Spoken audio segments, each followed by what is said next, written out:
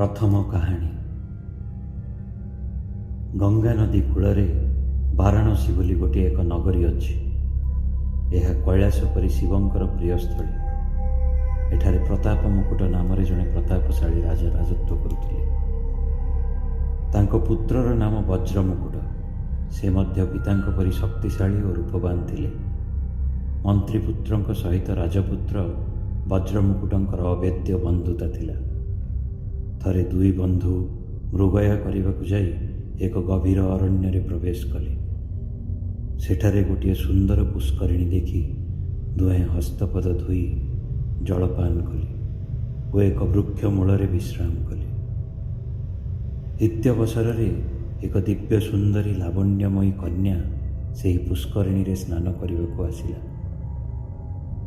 ଦୈବାତ୍ ରାଜପୁତ୍ରଙ୍କ ଦୃଷ୍ଟି ସେହି କନ୍ୟା ଉପରେ ପଡ଼ିଲା। ଉକ୍ତ କନ୍ୟା ମଧ୍ୟ ରାଜପୁତ୍ରଙ୍କୁ ଦେଖିପାରିଲା। ଚାରି ଚକ୍ଷୁର ମିଳନ ମାତ୍ରେ ସେ ଦୁହେଁ ପରସ୍ପର ପ୍ରତି ଆକୃଷ୍ଟ ହୋଇପଡ଼ିଲେ। କନ୍ଦର୍ପର ସ୍ୱର ଦୁହିଁଙ୍କ ହୃଦୟକୁ ଭେଦ କଲା, କିନ୍ତୁ ଲଜ୍ଜାବଶତଃ କେହି କାହାରି ନିକଟରେ ନିଜର ମିଳା ଇଚ୍ଛା ମୁଖରେ ପ୍ରକାଶ କରିପାରିଲେ ନାହିଁ। କନ୍ୟାଟି ନିଜର ମନୋଭାବ ଜଣାଇବା ନିମନ୍ତେ ଗୋଟିଏ ପଦ୍ମପୁଷ୍ପକୁ କର୍ଣ୍ଣରେ ସ୍ଥାପନ କଲା, ଦନ୍ତକୁ ସଜ୍ଜିତ କରିବାର ଭଙ୍ଗୀ ପ୍ରଦର୍ଶନ କଲା ଓ ପଦ୍ମପୁଷ୍ପଟିକୁ ମସ୍ତକରେ ସ୍ଥାପନ କରି ହସ୍ତ ଦୁଇଟିକୁ ବକ୍ଷ ଉପରେ ରଖିଲା। ରାଜପୁତ୍ର କନ୍ୟାର ଏହି କାର୍ଯ୍ୟାବଳୀ ଦେଖି କିଛି ବୁଝିପାରିଲେ ନାହିଁ, କିନ୍ତୁ ବୁଦ୍ଧିମାନ ମନ୍ତ୍ରୀପୁତ୍ର ଏ ସଂକେତର ଅର୍ଥ ବୁଝିପାରିଥିଲେ। କନ୍ୟାଟି ସ୍ନାନ ସାରି ସହଚରୀମାନଙ୍କ ସହିତ ଗୃହକୁ ପ୍ରସ୍ଥାନ କଲା ଓ ରାଜପୁତ୍ରଙ୍କ ବିଷୟ ଚିନ୍ତା କରି ନିଜ ପଲଙ୍କ ଉପରେ ବସି ରହିଲା। ଏଣେ ରାଜପୁତ୍ର ମଧ୍ୟ ସେହି କନ୍ୟାରତ୍ନକୁ ଲାଭ କରିବା ଚିନ୍ତାରେ ଦିନକୁ ଦିନ କ୍ଷୀଣ ହେବାକୁ ଲାଗିଲେ। ମନ୍ତ୍ରୀପୁତ୍ର ତାଙ୍କୁ ବିଷାଦର କାରଣ ପଚାରିବାରୁ ସେ ସମସ୍ତ ବିଷୟ ପ୍ରକାଶ କରି କହିଲେ, ସେ କନ୍ୟାକୁ ମୁଁ ମୋର ହୃଦୟ ଅର୍ପଣ କରିଅଛି, କିନ୍ତୁ ତାର ନାମ, ବାସସ୍ଥାନ ବା କୂଳ ଜଣା ନାହିଁ। ତେଣୁ ତାକୁ କିପରି ପାଇପାରିବି କଳ୍ପନା କରିପାରୁନାହିଁ। ତହୁଁ ମନ୍ତ୍ରୀପୁତ୍ର ଆଶ୍ୱାସନା ଦେଇ କହିଲେ, ସେ କନ୍ୟା ମଧ୍ୟ ତୁମ ପ୍ରତି ଅନୁରକ୍ତା। ସଂକେତ ଦ୍ୱାରା ସେ ନିଜର ପରିଚୟ ଦେଇଯାଇଅଛି। ସେ କର୍ଣ୍ଣ ଉପରେ ଉତ୍ପଳ ରଖିବା ଦ୍ୱାରା ଜଣାଇ ଦେଇଛି ଯେ ସେ କର୍ଣ୍ଣୋତ୍ପଳ ରାଜାଙ୍କର ରାଜ୍ୟରେ ବାସ କରେ। ଦନ୍ତସଜ୍ଜା ଦେଖାଇବା ଦ୍ୱାରା ସୂଚନା ଦେଇଛି ଯେ ସେ ଦନ୍ତ ଚିକିତ୍ସକଙ୍କ କନ୍ୟା। ମସ୍ତକରେ ପଦ୍ମ ସ୍ଥାପନ କରିଥିବାରୁ ଜଣାଯାଏ ଯେ ତାର ନାମ ପଦ୍ମାବତୀ ଓ ଶେଷରେ ବକ୍ଷ ଦେଶରେ ହସ୍ତ ସ୍ଥାପନର ଅର୍ଥ ହେଉଛି, ତୁମକୁ ମୁଁ ମୋର ହୃଦୟ ଅର୍ପଣ କରିଅଛି। ତମେ ଜାଣିଥିବ ଯେ କଳିଙ୍ଗ ଦେଶର ରାଜା ହେଉଛନ୍ତି କର୍ଣ୍ଣୋତ୍ପଳ। ତାଙ୍କର ଜଣେ ଦନ୍ତ ଚିକିତ୍ସକ ଅଛନ୍ତି, ତାଙ୍କର ନାମ ସଂଗ୍ରାମ ବର୍ଦ୍ଧନ। ପଦ୍ମାବତୀ ହେଉଛନ୍ତି ତାଙ୍କରି କନ୍ୟା। ରାଜପୁତ୍ର ମନ୍ତ୍ରୀପୁତ୍ରଙ୍କ ବୁଦ୍ଧିର ପ୍ରଶଂସା କରି କିପରି ସେହି କନ୍ୟାରତ୍ନ ମିଳିବ ତହିଁର ଉପାୟ ଚିନ୍ତା କଲେ। ପରସ୍ପର ପରାମର୍ଶ କରି ଦିନେ ଦୁଇ ବନ୍ଧୁ ମୃଗୟା ଛଳରେ ସେହି ପୁଷ୍କରିଣୀ ତୀରରେ ଉପସ୍ଥିତ ହେଲେ ଓ ସେଠାରେ ଅନୁଚରମାନଙ୍କୁ ରଖାଇ ଦେଇ ସେ ଦୁହେଁ ଅଶ୍ୱାରୋହଣ କରି କଳିଙ୍ଗ ରାଜଧାନୀକୁ ଗଲେ। ସେଠାରେ ଦନ୍ତ ଚିକିତ୍ସକଙ୍କ ଗୃହର ସନ୍ଧାନ ନେଇ ତାହା ନିକଟରେ ଜଣେ ବୃଦ୍ଧାର ଗୃହରେ ରହିଲେ। ଅଶ୍ଵ ଦୁଇଟିକୁ ଅନ୍ୟତ୍ର ରଖାଇ ବୃଦ୍ଧାକୁ ପଚାରିଲେ, ଏଠାରେ ଦନ୍ତ ଚିକିତ୍ସକଙ୍କୁ ତମେ ଜାଣ କି? ବୃଦ୍ଧା ଉତ୍ତର କଲା, ମୁଁ ତାଙ୍କୁ ଉତ୍ତମ ରୂପେ ଜାଣେ। ମୁଁ ତାଙ୍କ କନ୍ୟା ପଦ୍ମାବତୀଙ୍କର ଧାତ୍ରୀ ଥିଲି। ବର୍ତ୍ତମାନ ମୋର ପରିଧେୟ ବସ୍ତ୍ର ନଥିବାରୁ ତାଙ୍କ ପାଖକୁ ଯାଉନାହିଁ। ଏହା ଶୁଣିଲା ମାତ୍ରେ ମନ୍ତ୍ରୀପୁତ୍ର ନିଜର ବହୁମୂଲ୍ୟ ଉତ୍ତରୀୟଟି ବୃଦ୍ଧାକୁ ଦେଇ କହିଲେ, ଆମ ପାଇଁ ଗୋଟିଏ ବିଶେଷ କାର୍ଯ୍ୟ କରିବାକୁ ଅନୁରୋଧ କରୁଛୁ। ତମେ ଯାଇ ପଦ୍ମାବତୀଙ୍କୁ ଗୋପନରେ କହିବ, ପୁଷ୍କରିଣୀ ନିକଟରେ ତମେ ଯେଉଁ ରାଜପୁତ୍ରଙ୍କୁ ଦେଖିଥିଲ ସେ ଏଠାକୁ ଆସିଛନ୍ତି। ସେ ମୋତେ ତମ ନିକଟକୁ ପଠାଇଛନ୍ତି। ଅର୍ଥ ଦ୍ୱାରା ବଶୀଭୂତା ହୋଇ ବୃଦ୍ଧା ସୁଯୋଗ ଦେଖି ପଦ୍ମାବତୀଙ୍କ ନିକଟକୁ ଯାଇ କହିଲା, ପୁଷ୍କରିଣୀ ତଟରେ ତମେ ଯେଉଁ ରାଜପୁତ୍ରଙ୍କୁ ଦେଖିଥିଲ ସେ ମନ୍ତ୍ରୀପୁତ୍ରଙ୍କ ସହିତ ଏଠାକୁ ଆସିଛନ୍ତି। ବର୍ତ୍ତମାନ କ'ଣ କରିବାକୁ ହେବ କୁହ? ଏହା ଶୁଣିଲା କ୍ଷଣି ପଦ୍ମାବତୀ କୃତ୍ରିମ କ୍ରୋଧ ପ୍ରକାଶ କରି ଦୁଇ ହାତରେ କର୍ପୂର ବୋଳି ବୃଦ୍ଧାର ଦୁଇ ଗାଲରେ କୋମଳ ଚପେଟାଘାତ କଲେ। ବୃଦ୍ଧା ନିଜକୁ ଅପମାନିତା ମନେକରି ନିଜ ଗୃହକୁ ପଳାଇ ଆସି ଦୁହିଁଙ୍କୁ କହିଲା, ତାଙ୍କୁ ତୁମର ସମ୍ବାଦ ଦେବାରୁ ସେ ବିରକ୍ତ ହୋଇ କିପରି ଚପେଟାଘାତ କଲେ ଦେଖ। ଏପରି କହି ସେ ନିଜର ଗଣ୍ଡଦ୍ୱୟ ଦେଖାଇଲା। ରାଜପୁତ୍ର ହତାଶ ହୋଇପଡ଼ିଲେ, କିନ୍ତୁ ବିଚକ୍ଷଣ ମନ୍ତ୍ରୀପୁତ୍ର ତାଙ୍କୁ ଆଶ୍ୱାସନା ଦେଇ କହିଲେ, ବନ୍ଧୁ, ଏହା ବରଂ ଶୁଭ ଲକ୍ଷଣ। ବୃଦ୍ଧାର ଗାଲରେ କର୍ପୂରରେ 10ଟି ଅଙ୍ଗୁଳିର ଚିହ୍ନ ଅଛି। କର୍ପୂରର ବର୍ଣ୍ଣ ଶୁକ୍ଳ। ଏହାଦ୍ୱାରା ସେ ଜଣାଇଛନ୍ତି ଯେ ବର୍ତ୍ତମାନ ଶୁକ୍ଳପକ୍ଷ, ଆଉ 10 ଦିନ ଅପେକ୍ଷା କର। ଦୁଇ ବନ୍ଧୁ ବୃଦ୍ଧାକୁ ଉତ୍ତମ ଭୋଜନ ଓ ଧନ ଦେଇ ସନ୍ତୁଷ୍ଟ କରି ରଖିଲେ ଓ 10 ଦିନ ପରେ ତାକୁ ପଦ୍ମାବତୀଙ୍କ ପାଖକୁ ପଠାଇଲେ। ସେଦିନ ପଦ୍ମାବତୀ ବୃଦ୍ଧାକୁ ଉତ୍ତମ ରୂପେ ଖାଦ୍ୟପେୟ ଦେଇ ଆଦର କଲେ। ବୃଦ୍ଧା ଗୃହକୁ ଫେରି ଆସିଥିବା ବେଳେ ଏକ କୋଳାହଳ ଶୁଣାଗଲା। ହାୟ, ହସ୍ତିଟି ମତ୍ତ ହୋଇ ହାତୀଶାଳରୁ ବାହାରି ଆସି ଲୋକମାନଙ୍କୁ ମାଡ଼ି ଦୋଳି ଦେଉଛି। ଲୋକେ ଇତସ୍ତତ ହୋଇ ପଳାଉଥିଲେ। ତହୁଁ ପଦ୍ମାବତୀ ବୃଦ୍ଧାକୁ କହିଲେ, ପଥ ମଧ୍ୟରେ ତୁମର ଯିବା ଆଦୌ ନିରାପଦ ନୁହେଁ। ମୁଁ ପିଢ଼ା ଲାଗିଥିବା ଗୋଟିଏ ରଜ୍ଜୁରେ ତୁମକୁ ବାନ୍ଧି ଝରକା ପଟେ ଏପରି ନିକ୍ଷେପ କରିବି ଯେ ତୁମେ ଗୃହୋଦ୍ୟାନରେ ପହଞ୍ଚିବ। ସେଠାରୁ ତୁମେ ବୃକ୍ଷାରୋହଣ କରି ପ୍ରାଚୀର ଲଙ୍ଘନ ପୂର୍ବକ ସ୍ୱଗୃହକୁ ଚାଲିଯିବ। ପଦ୍ମାବତୀ ଦାସୀମାନଙ୍କ ଦ୍ୱାରା ବୃଦ୍ଧାକୁ ଦୌଡ଼ିରେ ବାନ୍ଧି ସେହି ପ୍ରକାରେ ଉଦ୍ୟାନରେ ପହଞ୍ଚାଇ ଦେଲେ ଓ ବୃଦ୍ଧା ବୃକ୍ଷ ସାହାଯ୍ୟରେ ପ୍ରାଚୀର ଅତିକ୍ରମ କରି ନିଜ ଘରେ ପହଞ୍ଚିଲେ। ରାଜପୁତ୍ର ଓ ମନ୍ତ୍ରୀପୁତ୍ର ତାହାଠାରୁ ସମସ୍ତ ଘଟଣା ଶୁଣିଲେ। ମନ୍ତ୍ରୀପୁତ୍ର କହିଲେ, ସଖେ, ତମ ଅଭିଳାଷ ଅଚିରେ ସଫଳ ହେବ। କିପରି ତୁମେ ପଦ୍ମାବତୀର ମନ୍ଦିରରେ ପ୍ରବେଶ କରିପାରିବ ତାହାର ଉପାୟ ସେ କହିଦେଇଛି। ସନ୍ଧ୍ୟା ହେବାରୁ ମନ୍ତ୍ରୀପୁତ୍ରର ପରାମର୍ଶ ଅନୁସାରେ ରାଜପୁତ୍ର ଗୃହୋଦ୍ୟାନରେ ପ୍ରବେଶ କଲେ। ସେଠାରେ ପିଢ଼ା ଲାଗିଥିବା ରଜ୍ଜୁରେ ବସିବା ମାତ୍ରେ ପଦ୍ମାବତୀଙ୍କର ଦାସୀମାନେ ତାକୁ ଟାଣି ନେଲେ ଓ ମୁହୂର୍ତ୍ତକ ମଧ୍ୟରେ ରାଜପୁତ୍ର ପ୍ରିୟା ସମକ୍ଷରେ ଉପସ୍ଥିତ ହେଲେ। ମନ୍ତ୍ରୀପୁତ୍ର ବୃଦ୍ଧା ଘରକୁ ଫେରି ଆସିଲେ। ରାଜପୁତ୍ର ପଦ୍ମାବତୀଙ୍କୁ ଗନ୍ଧର୍ବ ମତରେ ବିବାହ କରି ତାଙ୍କ ସହିତ ଆନନ୍ଦରେ ଦିନଯାପନ କରିବାକୁ ଲାଗିଲେ।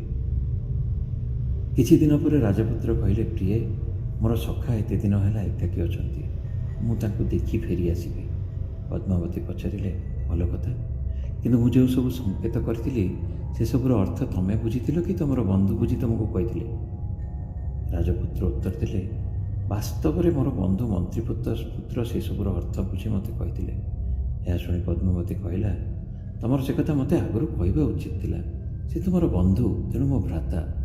ମୁଁ ତାଙ୍କୁ ପ୍ରଥମେ ତାମ୍ବୁଳ ପ୍ରଭୃତି ଦେଇ ସମ୍ଭାଷଣ କରିବା ଉଚିତ ଥିଲା। ରାଜପୁତ୍ର ପୂର୍ବପରି ରଜ୍ଜୁ ସାହାଯ୍ୟରେ ଆସି ବନ୍ଧୁଙ୍କୁ ସମସ୍ତ ଘଟଣା କହିଲେ। ମନ୍ତ୍ରୀପୁତ୍ର ପଦ୍ମାବତୀ କଥାରେ ସନ୍ଦେହ ପ୍ରକାଶ କଲେ। ପରଦିନ ସକାଳେ ଦୁଇ ବନ୍ଧୁ ସ୍ନାନ ତର୍ପଣାଦି ଶେଷ କରି ବସିଅଛନ୍ତି। ଏହି ସମୟରେ ପଦ୍ମାବତୀର ଜଣେ ସଖୀ ଅନ୍ନ, ବ୍ୟଞ୍ଜନ, ତାମ୍ବୁଳ ପ୍ରଭୃତି ଉପଚାର ଘେନି ଉପସ୍ଥିତ ହୋଇ କହିଲା, ହେ ରାଜପୁତ୍ର, ପଦ୍ମାବତୀ ଏସବୁ ଆପଣଙ୍କ ବନ୍ଧୁଙ୍କ ନିମନ୍ତେ ପଠାଇଛନ୍ତି। ଆପଣ ଏଠାରେ ଭୋଜନ ନ କରି ତାଙ୍କ ପାଖକୁ ଚାଲନ୍ତୁ। ଆପଣଙ୍କ ସାଙ୍ଗେ ଭୋଜନ କରିବା ପାଇଁ ସେ ଚାହିଁ ରହିଛନ୍ତି। ଏହା କହି ସେ ଚାଲିଗଲା। ମନ୍ତ୍ରୀପୁତ୍ର କହିଲେ, ସଖା, ମୁଁ ବର୍ତ୍ତମାନ ଗୋଟିଏ ଅଦ୍ଭୁତ କଥା ତୁମକୁ ଦେଖାଇବି। ଏହା କହି ପଦ୍ମାବତୀ ପଠାଇଥିବା ଅନ୍ନରୁ କିଛି ଗୋଟିଏ କୁକୁରକୁ ଖାଇବାକୁ ଦେଲେ। ତତ୍କ୍ଷଣାତ୍ କୁକୁରଟି ମରିଗଲା। ଏହା ଦେଖି ରାଜପୁତ୍ର ଆଶ୍ଚର୍ଯ୍ୟାନ୍ୱିତ ହୋଇଗଲେ। ମନ୍ତ୍ରୀପୁତ୍ର କହିଲେ, ମୋତେ ମାରିବା ପାଇଁ ପଦ୍ମାବତୀ ଏହା ପଠାଇଥିଲେ। ତାର କାରଣ ଅଛି। ସେ ଦେଖିଲେ ଯେ ସଂକେତର ଅର୍ଥ ବୁଝିବାରେ ମୁଁ ନିପୁଣ। ତମେ ମୋର ବଶ ହୋଇ ଦିନେ ତାଙ୍କୁ ଛାଡ଼ି ଚାଲି ଯାଇପାର। ତମକୁ ଏକାନ୍ତ ନିଜର ଅନୁରକ୍ତ ରଖିବାକୁ ସେ ମୋର ମୃତ୍ୟୁ ଉପାୟ ଖୋଜୁଥିଲେ। ଯାହା ହେଉ, ତମେ ତାଙ୍କଠାରେ କ୍ରୁଦ୍ଧ ହେବାର ଆବଶ୍ୟକତା ନାହିଁ।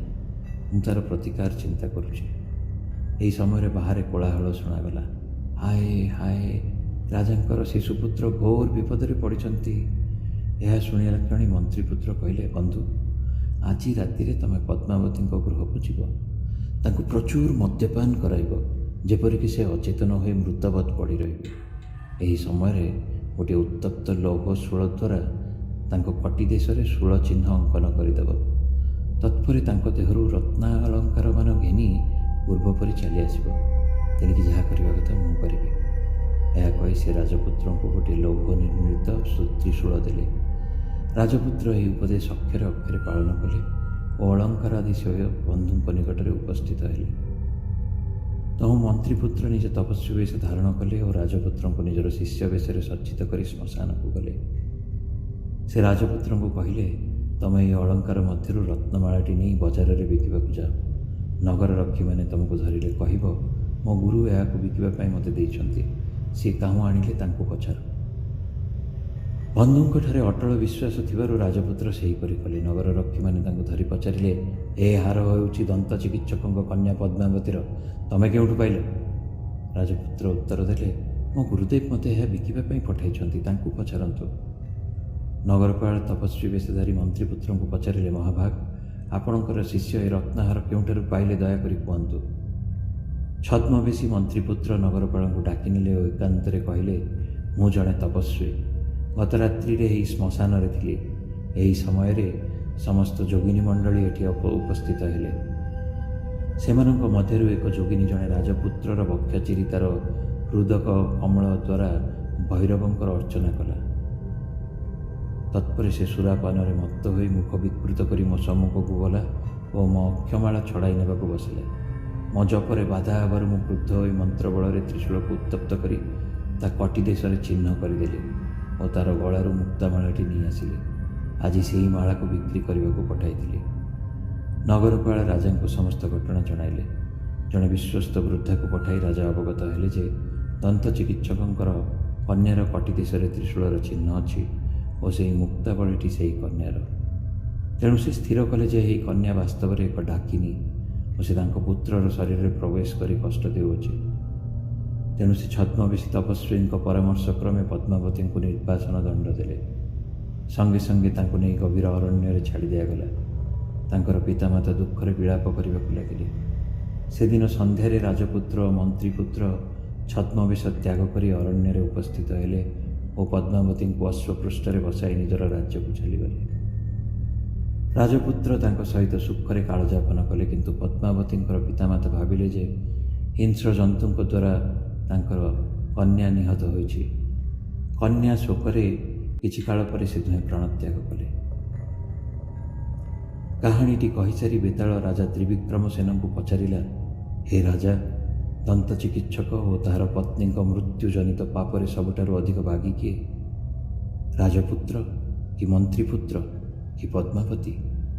ଯଦି ଆପଣ ଜାଣି ସୁଦ୍ଧା ଯଥାର୍ଥ ଉତ୍ତର ନ ଦିଅନ୍ତି ତେବେ ଆପଣଙ୍କର ମୂର୍ଦ୍ଧା ବିଦୀର୍ଣ୍ଣ ହୋଇଯିବ।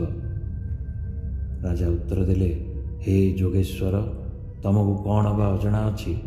ତଥାପି ମୋତେ ଉତ୍ତର ଦେବାକୁ ହେଉଅଛି ଯଦି ମୋ ମତରେ ଏହି ତିନିଙ୍କ ମଧ୍ୟରୁ କେହି ଜଣେ ହେଲେ ସେ ପାପ ପାଇଁ ଦାୟୀ ନୁହନ୍ତି। କେବଳ କର୍ଣ୍ଣୋତ୍ପଳ ରାଜାଙ୍କର ଦୋଷ। ବେତାଳ ପଚାରିଲା, ରାଜାଙ୍କର ଦୋଷ ହେଲା କିପରି?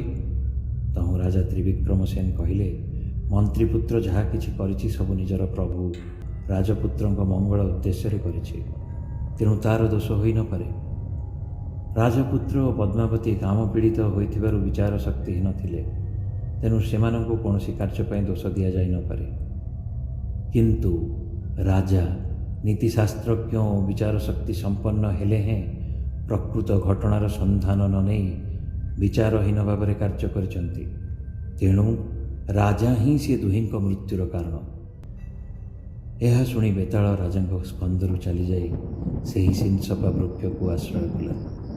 ରାଜା ମଧ୍ୟ ତାହାକୁ ଆଣିବା ପାଇଁ ନିର୍ଭୟରେ ପୁଣି ସେହି ବୃକ୍ଷ ନିକଟକୁ ଗଲେ।